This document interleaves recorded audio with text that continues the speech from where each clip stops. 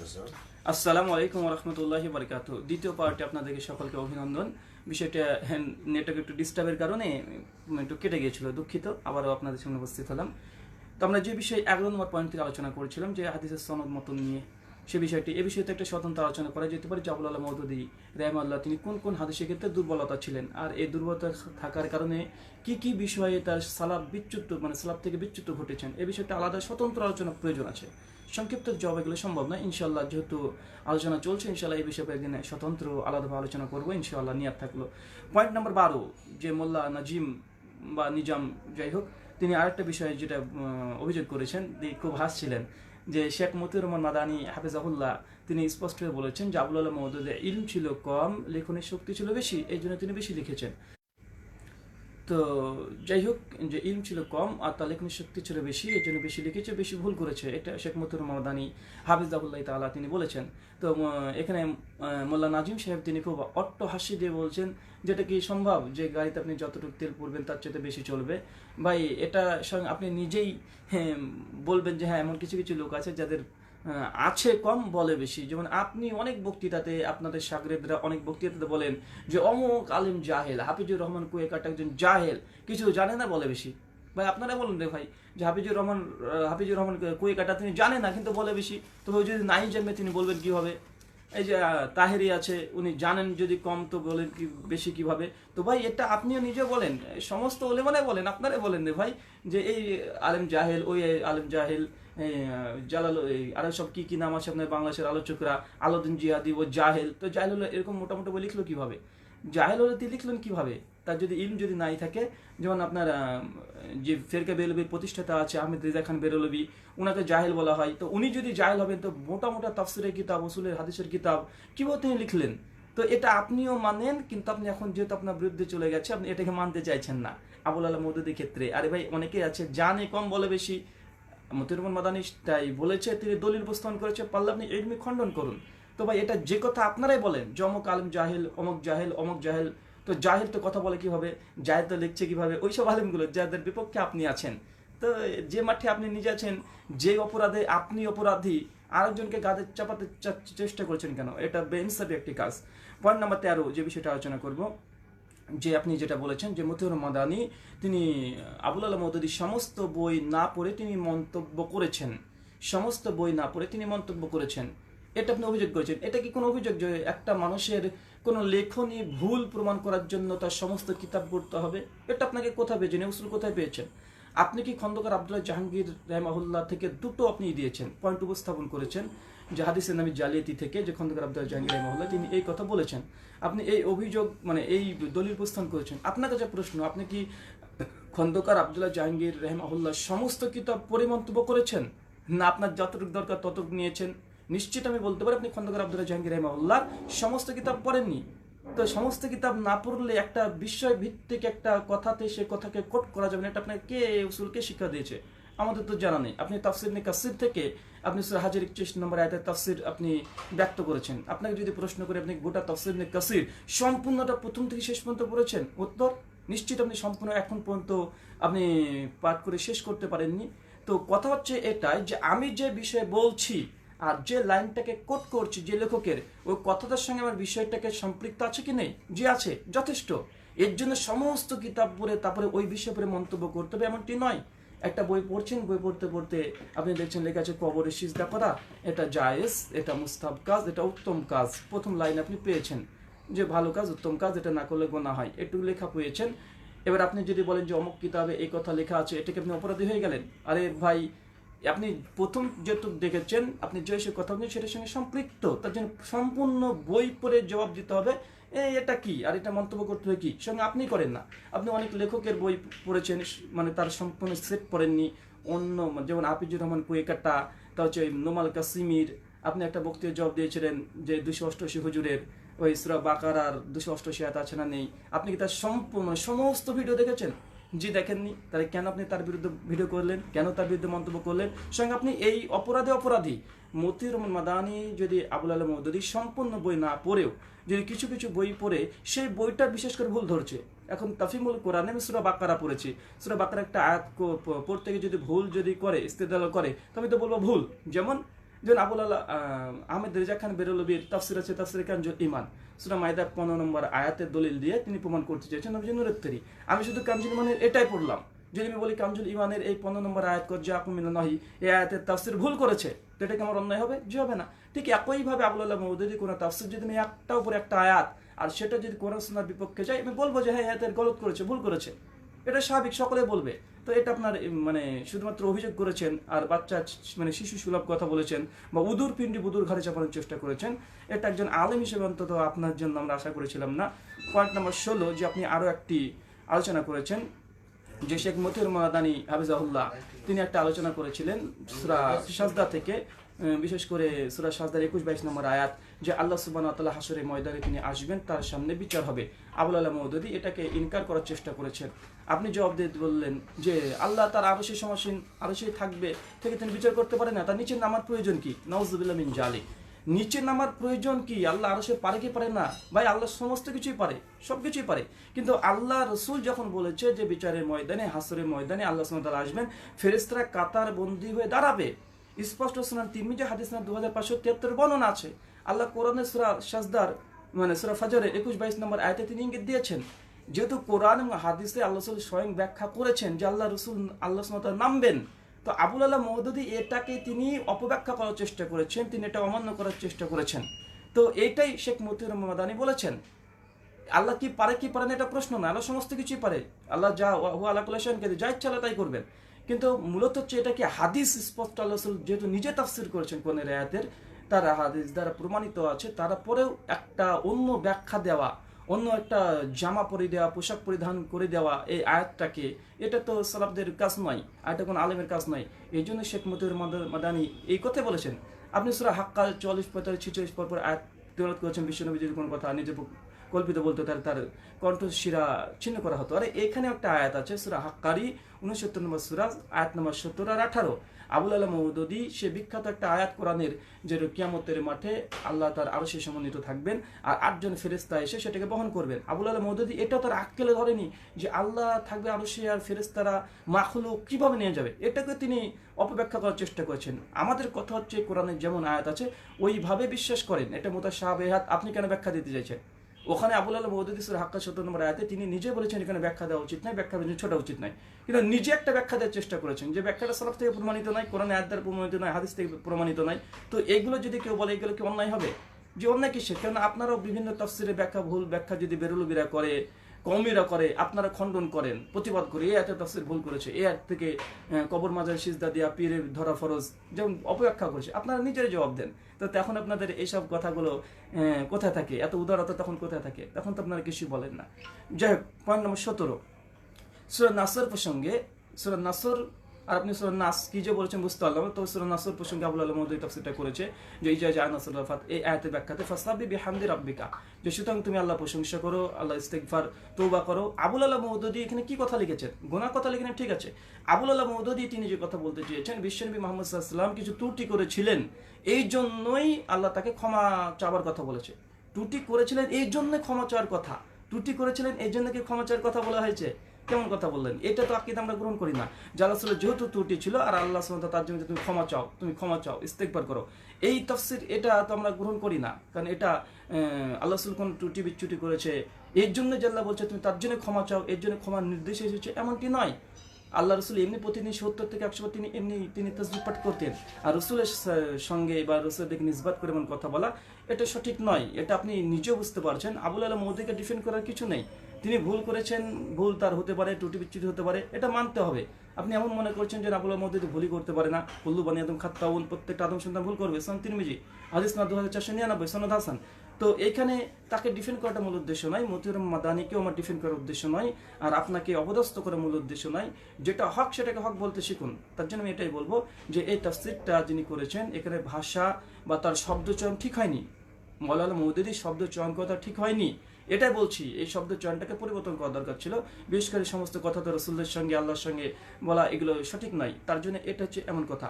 Point number 18 যে আপনি বলেছেন যে শেখ মতিউর মাদানী হাফিজাহুল্লাহ তিনি কি করেন? তিনি রাজতন্ত্রের পক্ষে কথা বলেন, রাজতন্ত্রের পক্ষে কথা বলেন, রাজতন্ত্রকে নিয়ে করেন। আরে ভাই, মতিউর রহমান মাদানী বা আহলুল হাদিস রাজতন্ত্রের পক্ষে কথা বলে না, বরং আপনারা যখন রাজতন্ত্রকে হারাম ফতোয়া দিয়েছেন, আমির হামজা যেমন আছে যে রাজতন্ত্র হারাম, যে সমর্থন করবে সেও হারাম।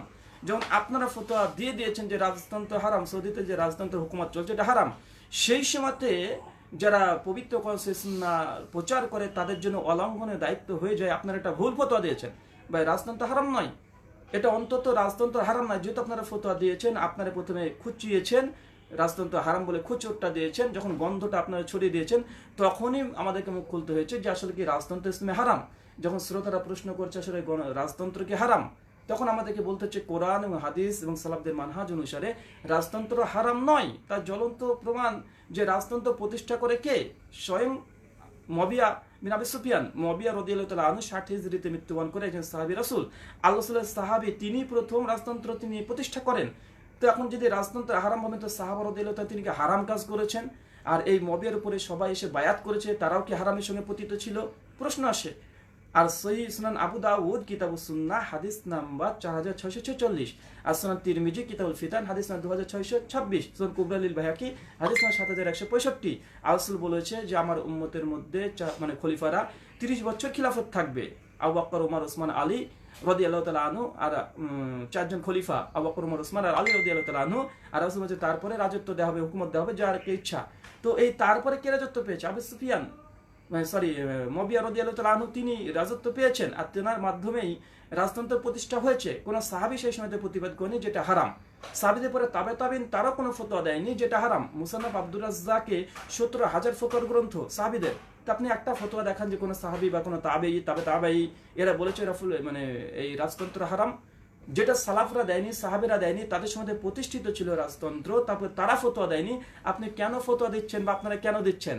যেহেতু আপনারা রাজতন্ত্রকে হারাম বলছেন, আমরা দেখছি কোরআন হাদিসের আলোকে রাজতন্ত্র আসলে এটা হারাম নয়, আর এটা সুন্নাতও নয়। এটা ইসলামে শুধুমাত্র যেহেতু সালাফদের থেকে প্রমাণিত আছে, সাহাবীরা আমল করেছে, এটা জায়েজ পর্যায়ের, এটা নাজায়েজ হারাম নয়। এটা আপনাদের ভুল ফতোয়া, এর জন্য আমাদেরকে প্রতিবাদ করতে হয়েছে। রাজতন্ত্রের পক্ষে কথা বলছি না, রাজতন্ত্রকে হারাম ফতোয়া দিয়েছেন, কিন্তু শরীয়তে এটা হারাম না, এটা জায়েজ। এই জন্য যেমন অনেকে বলেছে গরুর ভুঁড়ি খাওয়া, ছাগলের ভুঁড়ি খাওয়া এটা হারাম ফতোয়া দিয়েছে, মাকরুহ ফতোয়া দিয়েছে। তখন আমাদেরকে বলতে হচ্ছে কোরআন সুন্নাহর আলোকে যে এগুলো আসলে হারাম না, এগুলো জায়েজ। যার ইচ্ছে খাবে, যার ইচ্ছে খাবে না, তার মানে এই নয় যে সেটার পক্ষে বিপক্ষে বললাম, এমনটি নয়। মূলত যে ভুল ফতোয়া দিয়েছে সেটার আমরা ডিফেন্ড করেছি, সেটা খণ্ডন করেছি কোরআন সুন্নাহর আলোকেই।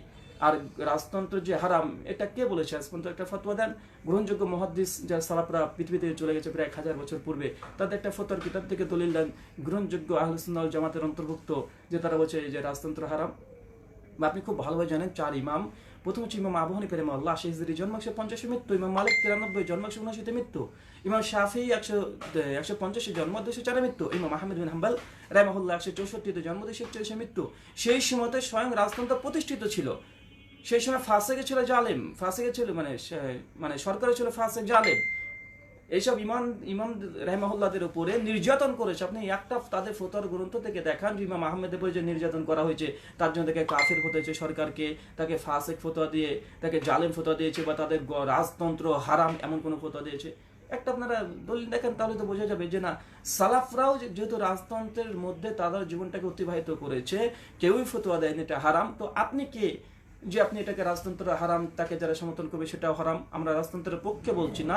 রাজতন্ত্র অন্তত ইসলামে জায়েজ, খিলাফতন্ত্র করে রাজতন্ত্র এসেছে, বিশ্বনবী ভবিষ্যৎবাণী করেছে এতটা, যেটা জায়েজকে হারাম ফতোয়া দিচ্ছেন। সূরা নাহল 16 আল্লাহ বলেছে যে আল্লাহ যেটা হালাল করেছে তারা হারাম করবে, এটা কেউ হতে পারে? এটা সম্ভবই নয়।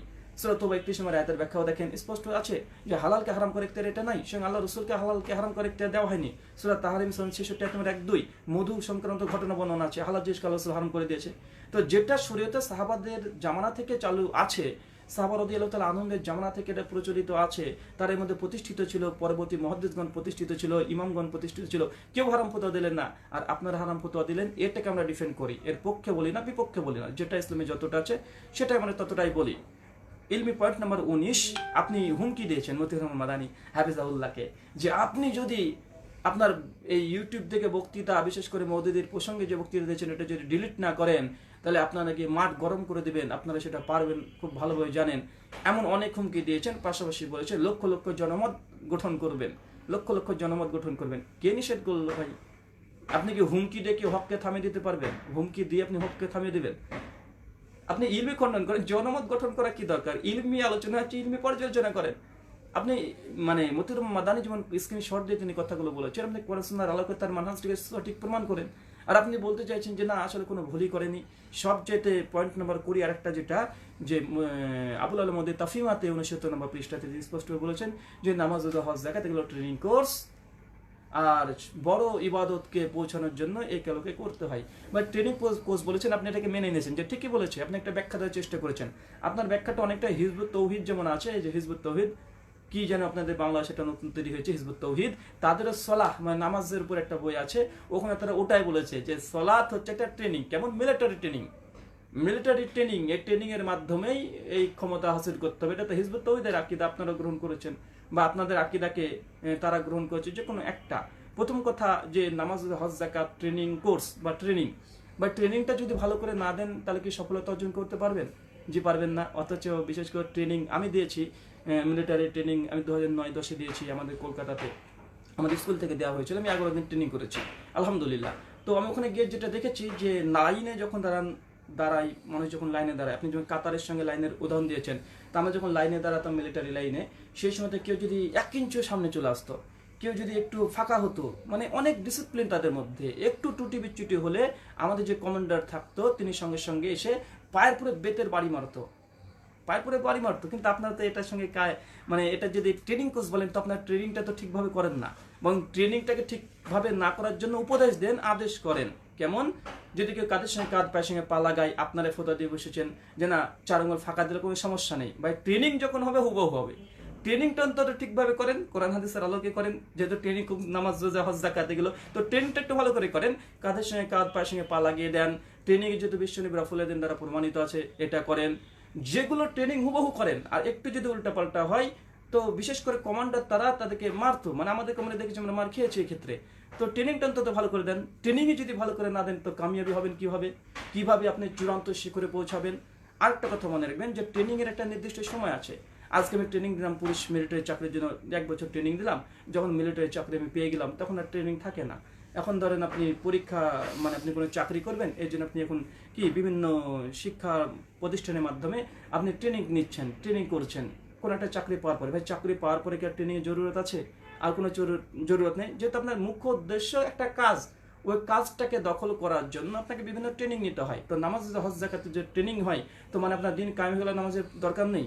মানে আপনাদের যেমন যুক্তি, আমি সেই যুক্তি দিলাম, যদি এই যুক্তির সঙ্গে আমি একমত না, আপনাদের সঙ্গে আমি একমত না। তো যেহেতু এখানে আপনাকে বলতেই হবে, এটা স্বীকার করতে হবে ইনসাফের ভিত্তিতে, যে আবুল আলম মওদুদী রাহিমাহুল্লাহ নামাজ, হজ, যাকাতকে ট্রেনিং কোর্স মূলত একটা মুখ্য উদ্দেশ্য দিন কায়েম করার জন্য, এটা একটা পথ মানে ব্যতীত কিছু না। তিনি বলছেন এখানে তার শব্দ চয়নটা সঠিক হয়নি, শব্দ চয়নটা সঠিক হয়নি, আপনি এটা স্বীকার করতে হবে যে না এমনভাবে বলাটা উচিত নয়। কারণ একটা ইবাদতকে আরেকটা ইবাদতকে কম বেশি করা বা এটার চাইতে ওটাই করা। প্রথম সলাতের হিসাব কিয়ামতের মাঠে নেওয়া হবে, প্রথম হিসাবে সলাত, সূরা নাসা 466 নম্বর হাদিস। তো এখানে আপনাকে যেটা বলতে চাইছি, এখানে তার শব্দ চয়নগুলো সঠিক হয়নি। আর এটা যদি আপনারা প্রতিষ্ঠা করার জন্য যদি আবার দলিল যুক্তি প্রমাণ দেন, তো জানতে আপনার গোড়ামি করছেন, আপনারা এখানে গোড়ামি করছেন। তার বাতিল জিনিসটা হতে পারে তিনি সেই সময়তে বুঝতে পারেননি, লিখে ফেলেছেন, বা এভাবে তিনি ধরতে পারেননি, তার জন্য লিখে ফেলেছেন। হতে পারে আবুল আলম মওদুদী এই ক্ষেত্রে এমনটি করেছেন, কিন্তু আপনারা এখন তার ভুলটাকে সঠিক প্রমাণ করার চেষ্টা করছেন। এটা তো ইনসাফপূর্ণ কোনো কথা হতেই পারে না। আর পয়েন্ট নাম্বার 21 একটা বলবো যে আপনি মতিউর রহমান মাদানীকে উদ্দেশ্য করে বলছেন যে মতিউর রহমান মাদানী কওমিদেরকে খুশি করার উদ্দেশ্যে তিনি এখন জামাতিদের বিপক্ষে কথা বলছে। এই বলে সঙ্গে সঙ্গে আপনি বলে আমি বুঝে ফেলেছি যে তিনি কওমিকে খুশি করার জন্য তিনি বক্তৃতা দিচ্ছেন, বা আপনি আলিমুল গায়েব যে আপনি বুঝে ফেললেন যে উনি কি উদ্দেশ্যে বক্তৃতা দিলেন, কওমি খুশি করার উদ্দেশ্যে। আর এই কওমের বিরুদ্ধে তার অধিকাংশ লেকচারে কওমিদের বিরুদ্ধে নয়, বরং কোরআন হাদিসের বিপক্ষে যারা আছে সে যে দলেরই হোক না কেন তাদের বিপক্ষে চলে যায়। সঙ্গে সরসিনা, মাঝভান্ডারী, চরমনাই, ফুলতলি, রাজারবাগী সমস্ত দেবন্দি আকিদা, বেদবী আকিদা তাদের বিপক্ষে, তাদের আকিদার বিপক্ষে, তাদের ব্যক্তি সত্তার বিপক্ষে নয়, তাদের আকিদার বিপক্ষে শেখ মতিউর রহমান মাদানী অনেকগুলো বক্তৃতা উপস্থাপন করেছে। তো মৌলিক কথা হচ্ছে এটা যে আপনি যেই অভিযোগগুলো করেছেন শিশু সুলভ, এগুলো কোনো আলেম এমন অভিযোগ করতে পারে না। তাই আপনার এই অভিযোগটা মানে বিশেষ করে যারা মানে ইলমের পেছনে ছুটে তাদের কাছে এটা কখনোই গ্রহণযোগ্য না। আমি আলোচনা করলাম এই জন্য যে আপনাকে আমি ফোন করেছিলাম, কেননা এর আগে আমির হামজা বক্তা, আমির হামজা আপনাদের দোস্ত বন্ধু, তিনি হাদিস আর সুন্নাতের মধ্যে পার্থক্য করে একটা ভিডিও দিয়েছিলেন, আমি তার জবাব দিয়েছিলাম। আর ওখানে আমি আমির হামজার নামটাও নিইনি যে আমির হামজা এই আলোচনা করেছে। তো আমি যখন আলোচনা করলাম তার জবাব দেওয়ার চেষ্টা করলাম যে হাদিস আর সুন্নাতের মধ্যে কোনো পার্থক্যই নেই। এক্ষেত্রে আপনাদের জামাতের পক্ষ থেকে অনেক মানুষ আমাকে ফোন করে গালিগালাজ যা করেছে সেটা free, plus Facebook, WhatsApp, social মিডিয়াতে অনেক কিছু তিনি লিখেছেন। অনেকে ফোন করে আমাকে বলেছে যে আপনি একজন গীবতকারী। কেন? কারণ হচ্ছে আপনি আমির হামজা ভুল করেছে তাকে কেন ফোন করে সংশোধন করে দিলেন না? কেন সংশোধন করে দিলেন না? তার ভুলটা ধরিয়ে দিলেন না? আপনি আগে কেন ভিডিওতে বক্তৃতা দিলেন? যদি আমি নাম নিয়েছিলাম না আমির হামজা, ঠিক এই জন্য আপনাকে আজকে সকালে ফোন করেছিলাম। আপনি হয়তো জানতেন, এখন জানলেন যে আমি আপনাকে ফোন করেছিলাম রুহুল আমিন। আমি ফোন করেছিলাম আর আমি বলেছিলাম, আপনি জিজ্ঞাসা করছিলেন যে আমি কোথা থেকে বলছি। আমি বলেছি আমি এখন হাজারিবাগ থেকে বলছি। পরবর্তী সময়ে আমি আপনাকে বলেছি যে আমি ইন্ডিয়া থেকে বলছি। যখন আপনি আমার সঙ্গে কথা বলতে চাইছিলেন না তখন বললেন ইন্ডিয়া থেকে। আপনি বলে আমি মিথ্যা কথা বললাম। মিথ্যা বলিনি। আপনি বলছেন কোথা থেকে বলছেন? আমি হচ্ছে হাজারিবাগ থেকে। আমি বলিনি যে আমার বাড়ি হাজারিবাগ। আমি পরবর্তী সময় বাড়ি যখন জিজ্ঞাসা করা হয়েছে আমি বলেছি আমার বাড়ি ইন্ডিয়া, আমি ইন্ডিয়া থেকে বলছি। তো আপনি আমার কথা বুঝতে না পেরে যদি উল্টো পাল্টা কথা বলি সেটা একটা আলাদা বিষয়। তো যাই হোক, আপনার ভুল ধরার জন্য বা আপনি যে মিথ্যা অপপ্রচার করেছেন এটা জবাব দেওয়ার পূর্বে আপনাকে একটা ফোন করেছিলাম। আপনি আমার সঙ্গে ফোনে কথা বলতে চাননি। বলছেন মতিউর রহমান মাদানিকে ফোন করতে হবে আপনাকে। মতিউর রহমান মাদানি যে আপনার সঙ্গে কথা বলে, তো কেন আমি কি আপনার ভুল ধরতে পারি না? তো আমি আপনার শ্রোতা হিসেবে আপনার ভুল হয়েছে আপনি বলতে পারি। মহাভারত অশুদ্ধ হয়েছে কি শুদ্ধ হয়েছে আপনি বলেছেন, আপনাকে প্রশ্ন করতে পারি যে শেখ মহাভারত কি অশুদ্ধ হয়ে গেল এই কথার মাধ্যমে? কথাটা কি গ্রহণযোগ্য কি গ্রহণযোগ্য না? ইসলামী শরীয়তের দৃষ্টিকোণ থেকে কথাটার মর্যাদা কি বা কতটা গ্রহণযোগ্যতা আছে প্রশ্ন করতে পারি। আপনি বরত্ব প্রকাশ করে আপনি আমার সঙ্গে কথা বললেন না, ফোনটা কেটে দিলেন। সে যাই হোক, আমি কোথা থেকে নাম্বার পেয়েছি, কার কাছ থেকে নাম্বার পেয়েছি, আপনাকে সবই বলতে হবে।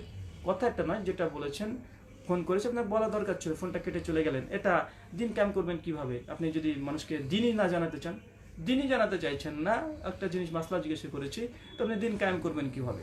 তো যাই হোক, সবচেয়ে মূল বা বড় কথা হচ্ছে এটাই আমরা বলতে চাইছি যে মিথ্যাচার যেগুলো করছেন এগুলো সঠিক নয়। আর আবুল আলা মওদুদীর কিছু খেয়ানত আছে, কিছু ভুল আছে, এগুলো স্বীকার করেন রে ভাই। আপনি এমন ভাব করছেন যে না আবুল আলা মওদুদী মাসুম, ভুলই করতে পারে না, অথচ নবী মুহাম্মদ সাল্লাল্লাহু আলাইহি ওয়াসাল্লাম ভুল ধরে বসে আছেন যে আল্লাহ রাসূল ভুল করেছেন তার জন্য তওবা পাঠ করেছে। ওই যে আবুল আলা মওদুদীর ভুল আপনি ধরে দিলে আপনি মানে অন্য একটা ব্যাখ্যা দিতে চাইছেন। কি অবস্থা ভাই? এটা কি অন্ধত্ব না?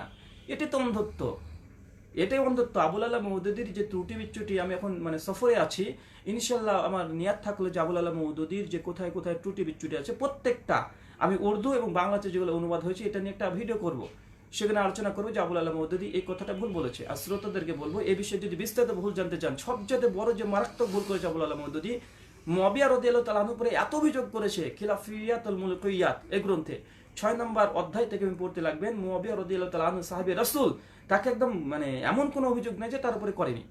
বিভিন্ন মিথ্যা ইতিহাস থেকে তিনি দলিল গ্রহণ করে আবুল আলা মওদুদী মুআবিয়া রাদিয়াল্লাহু তাআলা আনহুকে অপরাধী সাব্যস্ত করেছে। আর যেমন তেমন অপরাধ না, মানে তার ভাষা হচ্ছে এটা, মানে পৃথিবীর সমস্ত অপরাধগুলো মুআবিয়া রাদিয়াল্লাহু তাআলা আনহু সাহাবী রাসূল তিনি করেছেন।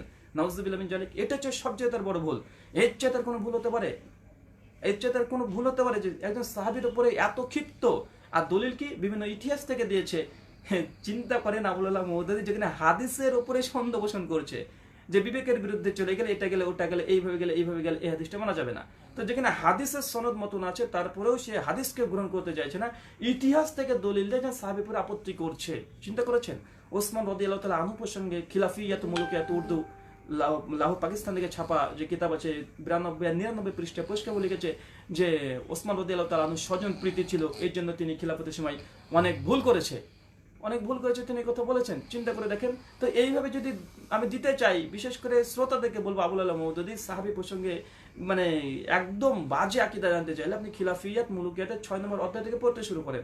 বাংলাতে বইটা হয়েছে গণতন্ত্র রাজতন্ত্র এই নামে, হয়তোবা আপনার বইটা পাঠ করতে পারেন। আর রাসালে মাসালে প্রথম খণ্ডটা শুধু পড়েন, যে তার হাদিসের উপরে তার দুর্বলতা, দাজ্জাল প্রসঙ্গে অপব্যাখ্যা, ইমাম মাহাদি প্রসঙ্গে অপব্যাখ্যা, দাড়ি রাখা, কেউ যদি দাড়ির দৈর্ঘ্য রাখা সুন্নতি কোনো একটা বলে দেয় যে 1 মুষ্টি রাখতে হবে বা ছেড়ে দিতে হবে, তিনি বলছে এটাকে বেঁধে দেওয়া মানে খাস করে দেওয়া এটা একটা বিদআত, এটা ধর্মের মধ্যে নাকি বাড়াবাড়ি। এটা শুধু রাসালে মাসালে প্রথম খণ্ড পড়েন, এমন কিছু পড়তে হবে না আপনি রাসালে মাসালটা বের করেন, শুধু সূচিপত্রই চলে যান। দেখেন দাড়ি রেখা প্রসঙ্গে যেখানে আছে ওই অধ্যায়টা শুধু পড়েন, দেখবেন তিনি কথাগুলো কত স্পষ্ট। হাদিস ফিক বলে একটা অধ্যায় আছে, ওটা পড়েন দেখেন কত স্পষ্ট তিনি হাদিসকে কিভাবে তিনি ভুল করার চেষ্টা করেছেন, হাদিসকে তিনি অমান্য করার চেষ্টা করেছেন। আশ্চর্য বিষয়। তারপরে মানুষ এটা হয় কিভাবে, যে অস্বীকার করে কিভাবে?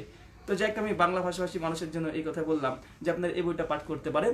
আর এরপরেও তিনি হুমকি দিয়েছেন মতিউর মাদানিকে যে তিনি যদি এই ইউটিউব থেকে ভিডিওগুলো ডিলিট না করে তাহলে নাকি তিনি জনমত গঠন করবে, লক্ষ লক্ষ মানুষকে তার পেছনে লাগিয়ে দিবে, বা এটা করবে সেটা করবে। বা আপনি যা ইচ্ছা তাই করেন, কোনো সমস্যা নেই, আপনার ক্ষমতা আছে, ক্ষমতা প্রয়োগ করেন। আমাদের ইলম আছে, ইলমে আমরা আলোচনা করব। আপনাকে মারবো, ধমকি দেবো, আপনার ইউটিউব থেকে ডিলিট করে দিতে হবে, এইসব আমরা কোনো হুমকি দেবো না। আপনি ইলমি আলোচনা করেন, আপনার ইলমির জবাব ইনশাল্লাহ দেওয়ার চেষ্টা করব। ইনশাল্লাহ এরপরে আমরা আলোচনা করব মানে দিন কায়েমের পথ পদ্ধতি প্রসঙ্গে। যেসব তথাকথিত যারা আছে, যেভাবে বয়ান করছে, যেভাবে চেষ্টা করছে, সেগুলো খণ্ডন করার চেষ্টা করবো কোরআন হাদিস সালাফদের মানহাজ অনুসারে ইনশাআল্লাহ। ততক্ষণ পর্যন্ত আমাদের সঙ্গে থাকবেন। আজকের মতো আমরা এখানেই বিদায় নিলাম। সুবহানাকা আল্লাহুম্মা ওয়া বিহামদিকা আশহাদু আল্লা ইলাহা ইল্লা আনতা আস্তাগফিরুকা ওয়া আতুবু ইলাইক। আসসালামু আলাইকুম ওয়া রাহমাতুল্লাহি ওয়া বারাকাতুহু।